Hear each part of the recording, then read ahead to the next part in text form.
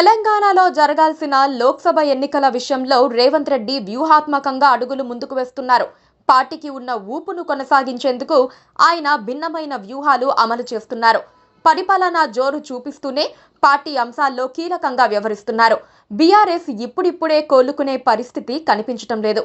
BJP అగ్రనాయకత్వం కూడా తెలంగాణపై సమయం వెచ్చించటం దండగన్నట్లుగా ఉండటంతో ఈసారికి తెలంగాణ గ్రౌండ్ను కాంగ్రెస్కు వదిలేసినట్లయిందన్న వాదన వినిపిస్తోంది. పార్లమెంట్ ఎన్నికల్లో మంచి ఫలితాలు సాధించేందుకు తెలంగాణ కాంగ్రెస్ పార్టీ సిద్ధమైంది. జాతీయ పార్టీకి అవసరమైన లోక్సభ సీట్లను అంచనాలకు తగ్గట్లుగా అందించి హైకమాండ్ వద్ద మరింత నమ్మకం పెంచుకునేందుకు రేవంత్ రెడ్డి గట్టి ప్రయత్నాలు చేస్తున్నారు. అదే సమయంలో 10 కంటే ఎక్కువ స్థానాలు గెలిస్తే తెలంగాణలో కాంగ్రెస్ పార్టీ ఊహించని స్థాయిలో బలపడుతుంది. అందుకే సీఎం రేవంత్ రెడ్డితో పాటు ముఖ్య నేతలంతా లోక్సభ సీట్లపై గెలుపును అత్యంత ప్రాధాన్యాంశంగా తీసుకున్నారు. ప్రత్యేక వ్యూహం అమలు చేస్తున్నారు. బీఆర్ఎస్, బీజేపీలకు అభ్యర్థుల విషయంలో సమస్యలు ఉన్నాయి. కానీ ఆ పార్టీల్లో ఉన్నవారు కాంగ్రెస్ టికెట్ ఇస్తే పోటీ చేసేందుకు సిద్ధమవుతున్నారు. అయితే బలమైన అభ్యర్థులకు మాత్రమే అవకాశం ఇవ్వాలని, ఈ విషయంలో తెలంగాణ అసెంబ్లీ ఎన్నికల్లో టికెట్లు కేటాయించిన స్ట్రాటజీనే అమలు చేయాలని నిర్ణయం తీసుకున్నారు. ఈ విషయంలో సునీల్ కనుగోలు టీం ప్రత్యేకమైన నివేదికలు రెడీ చేస్తున్నట్లుగా తెలుస్తోంది. ఏఐసీసీ స్ట్రాటజిస్ట్ సునీల్ కనుగోలు సర్వే ఆధారంగానే సీట్లను ఎంపిక చేస్తున్నారు. అయితే టీపీసీసీ, ఏఐసీసీ సమన్వయంతో ఓ జాబితాను తయారు చేస్తున్నారు. దరఖాస్తులు తీసుకోవటం ప్రారంభించారు. ఈ ప్రక్రియ పూర్తయిన తర్వాత టీపీసీసీ కమిటీ స్క్రీనింగ్ చేస్తుంది. సీఎం రేవంత్ రెడ్డి కూడా అభ్యర్థుల అంశంపై ప్రత్యేక దృష్టి పెట్టారు. ఇటీవలే ఎమ్మెల్యే టికెట్లు పొందలేని నేతలతో పాటు పోటీ చేసి ఓడిపోయినోళ్లు, కాంగ్రెస్ పార్టీలో మొదటి నుంచి పనిచేస్తున్న నేతలంతా ఎంపీ టికెట్ల కోసం విశ్వ ప్రయత్నాలు చేస్తున్నారు. కొందరు సీఎం, మంత్రుల చుట్టూ టికెట్ల కోసం తిరుగుతూ ఉంటే మరికొందరు ఏకంగా ఢిల్లీలోనే మకాం వేసి తమదైన శైలిలో ప్రయత్నాలు చేస్తున్నట్లు తెలుస్తున్నది. రాష్ట్రంలో కాంగ్రెస్ పార్టీ పవర్లో ఉన్నందున ఈసారి ఎంపీ టికెట్లకు ఎక్కువ పోటీ నెలకొన్నది. 17 ఎంపీ సీట్లు ఉండగా హైదరాబాద్ విషయంలో ఆశలు పెట్టుకునే అవకాశం లేదు. ఆదిలాబాద్ కూడా ఆశల్లేని నియోజకవర్గంగా మారింది. అసెంబ్లీ ఎన్నికల్లో 7 అసెంబ్లీ నియోజకవర్గాల్లో కలిపి భారీ తేడా రావడంతో రేవంత్ రెడ్డి ఆ నియోజకవర్గంపై ప్రత్యేక దృష్టి పెట్టారు. ఫిబ్రవరి 2న ఇంద్రవెల్లిలో భారీ బహిరంగ సభ ఏర్పాటు చేశారు. ఇంద్రవెల్లి నుంచే పార్లమెంట్ ఎన్నికల శంఖారావాన్ని రేవంత్ రెడ్డి ప్రారంభించనున్నారు.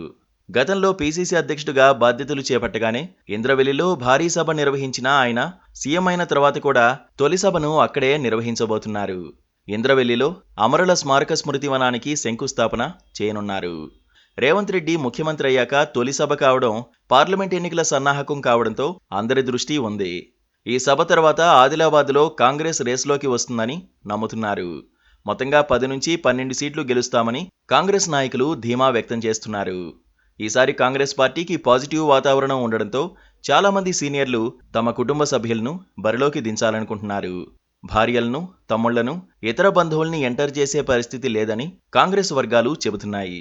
దీంతో అభ్యర్థులందరూ సీరియస్ క్యాండిడేట్సే ఉంటారని, పార్టీ బలానికి వారి బలం కూడా తోడయ్యేలా అభ్యర్థులు ఉంటారని చెబుతున్నారు. బీఆర్ఎస్ పార్టీ తరపున పోటీ చేస్తామని చాలా మంది ముందుకు వస్తున్నారు. కానీ వారిలో పొటెన్షియల్ క్యాండిడేట్స్ ఎంతమంది అన్న దానిపై మాత్రం క్లారిటీ లేదు. ఇప్పుడు బీఆర్ఎస్ గడ్డు పరిస్థితుల్లో ఉంది. ఎవరిని నిలబెట్టినా సెంటిమెంట్ ప్రభావంతో గెలిచేస్తారన్న వాతావరణం లేదు. పార్టీ బలం కన్నా వ్యక్తిగత ఇమేజ్ కూడా బలంగా ఉన్న లీడర్లు కావాలి. అలాంటి వారు బీఆర్ఎస్కు కరువయ్యారు. దీంతో బలమైన అభ్యర్థులు దొరకకే రేస్లో నుంచి వైదొలగాల్సిన పరిస్థితి ఏర్పడుతోంది. మరోవైపు తెలంగాణలో పార్లమెంట్ ఎన్నికల విషయంలో బీజేపీ పెద్దగా ఆసక్తి లేనట్లుగా వ్యవహరిస్తోంది.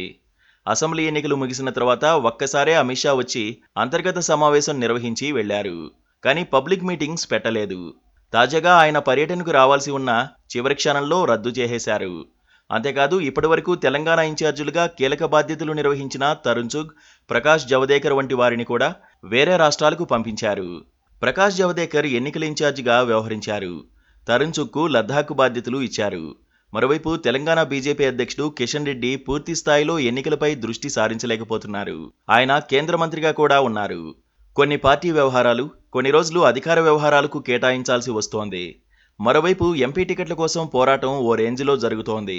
పార్టీ నేతల మధ్య అంతర్గత పోరాటంతో ఎవరూ మాట వినే పరిస్థితి లేకపోవడంతో పార్టీ హైకమాండ్ కూడా లైట్ తీసుకుందన్న అభిప్రాయం వినిపిస్తోంది. మొత్తంగా తెలంగాణలో రాజకీయ పరిస్థితులు కాంగ్రెస్కు అనుకూలంగా కనిపిస్తున్నాయి.